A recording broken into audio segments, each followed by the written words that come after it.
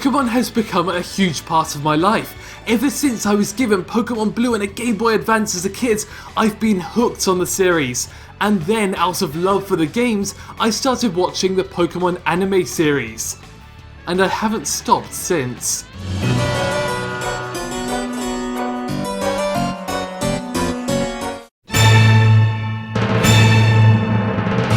The Pokémon anime is something that's always been in flux. Occasionally we'll get a good core plotline, but then we might have a set of repetitive formulaic standalones that break the momentum.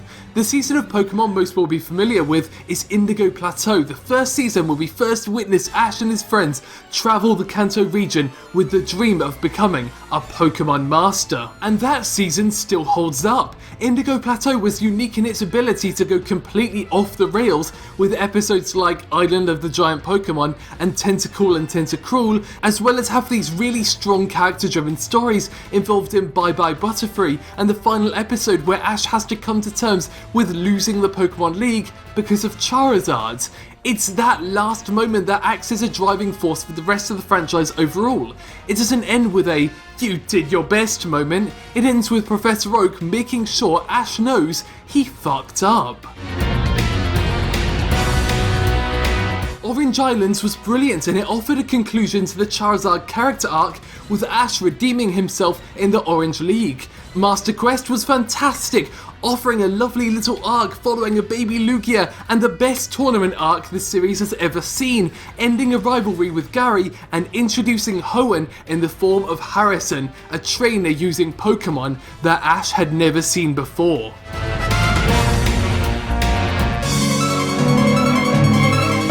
But it was around this point where everything just slowed down. We never saw Harrison again despite him being one of the reasons for Ash to go to Hoenn in the first place.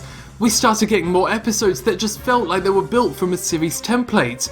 We didn't get any of the stronger emotional moments we should have, and there was just a general fear of creativity, adhering to the source material in bland ways opposed to adventures, more interesting approaches. Rivals were shallow, and even when we had good ones, they had a constant need to be overly serious. But once the worst defender, Best Wishes, had ended its reign, we were greeted with a game changer in the form of XY. Modern animation techniques, strong multi-episode stories, strong single-episode stories, and a genuine attempt at creating something engaging. Setting out on a new adventure in the Kalos region, we're quickly introduced to our new set of characters. Ash's childhood friend Serena, gym leader and inventor Clement, and his younger sister Bonnie, the ultimate shitlords. It's a cast derivative of Pokémon Advanced, but character dynamics and personal agency is at the forefront.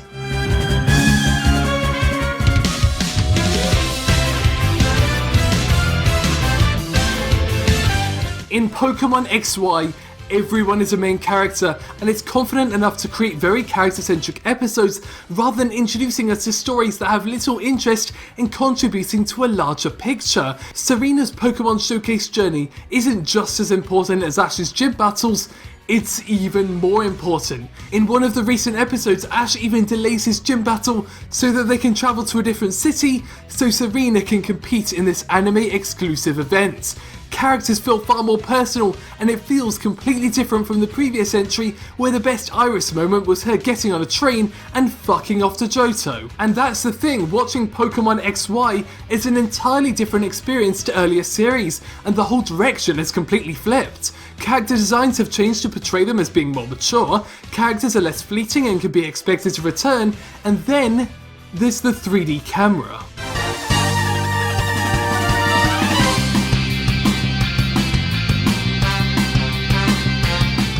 Whilst there's been a definite improvement to the animation in XY, a load of the aesthetic improvements come down to the expert utilisation of the 3D camera and the ability to portray dramatic cinematography in a creative way. Here's a clip from Pokemon Best Wishes the previous season where the Sinnoh champion Cynthia faces off against Unova Elite 4 member Caitlyn. ポケモンを繰り出す前から熱い期待と興奮が伝わってくる天空へ前ガブリアス走れてるおだてる 「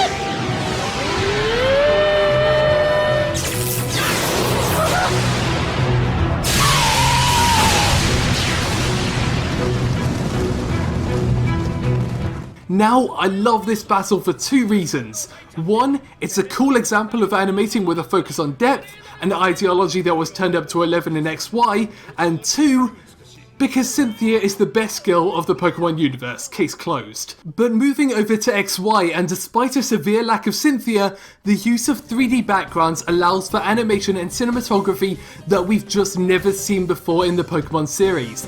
This is the gym battle between Ash and Olympia, and it's stylistically insane.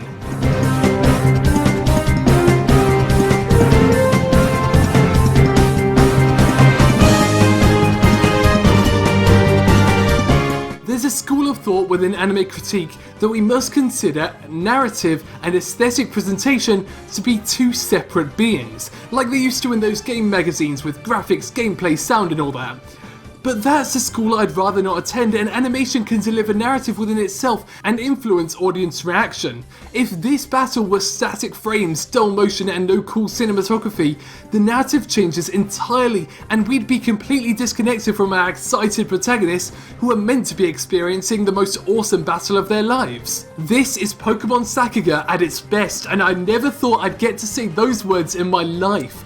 Even without stunning animation, the use of 3D backgrounds means that we never again have to put up with those awful stock backgrounds that look like they were ripped straight out of the 70s. And with the stunning animation provided by names like Masaki Iwana and even this stunning cut by Precure animator Shingo Fuji, Pokemon XY becomes a spectacle that's genuinely moving at parts, with animators going full throttle on the most special moments such as Ash and Clement's gym battle and the explosive Mega Evolution special.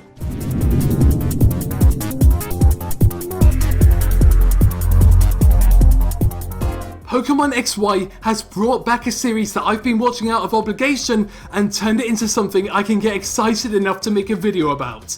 Some of my favourite episodes within the franchise have come from XY, with some exceptionally strong moments that recognise that you don't need to be dark or complex to portray something meaningful. We'll get entire Team Rocket episodes where they're suddenly the main protagonists, and their moments of character are amplified when put in context with their comic villainy, and that's a philosophy that's carried over throughout the show. It still has issues in that some themes aren't carried over episode to episode, leading to a sense of inconsistency, and occasionally we do get episodes that feel wholly uninspired, but behind every rock is a diamond, or in this case, an episode where Ash inspires his parallel universe self. Yes, the weird episodes are back in full form. If you've ever wondered whether the Pokemon anime is worth watching, I can finally answer with confidence. Yes. The first 48 episodes are on Netflix, and it only gets better from there with the best Pokemon season yet.